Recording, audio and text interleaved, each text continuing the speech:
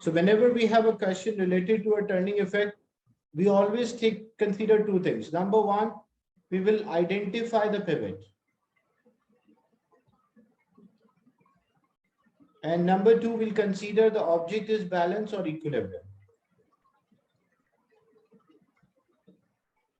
Yes, Adam, that's right. So the figure shows a wooden beam, which is P and Q, having a negligible weight, because the weight will also act downward. That will also contribute to turning effect, but they mention a negligible weight.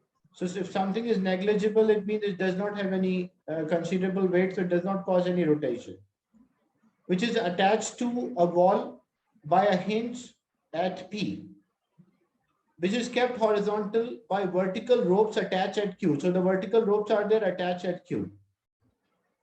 The beam is 3 meters in length. The length of this beam is 3 meters. A man of weight 600 Newton walks along the beam from P to Q. What is the distance of the man? So what is the distance? Because around this point, this plank can rotate. So P is a pivot. So first thing, we identified the pivot. Then we consider the anti-clockwise moment is equals to clockwise moment. So the weight of this man, which is 800 Newton,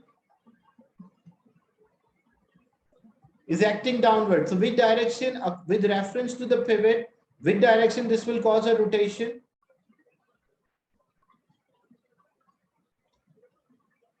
So this will cause a clockwise rotation.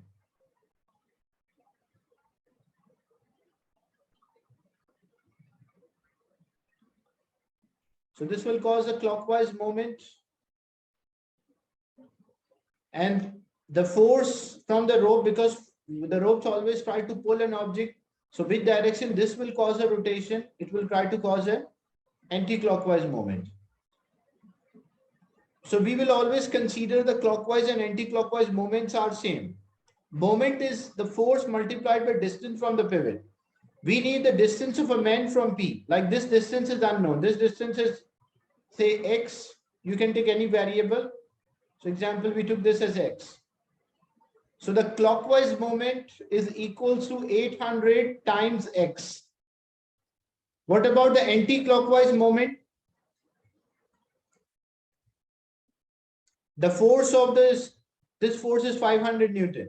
What about anti-clockwise moment? That is 500 multiplied by distance from the pivots. So what is this distance? This total distance. As I mentioned, the length of the beam is 3 meters. So this total length is equal to 3 meters. So that's equal to 500 multiplied by 3. So 500 multiplied by 3, it's 1,500 and 800 into X. 800 is multiplied, other side will be divided. So 1,500 divided by 800 will be X. So 1,500 divided by 800, that's equals to 1.9. So option C will be the right answer.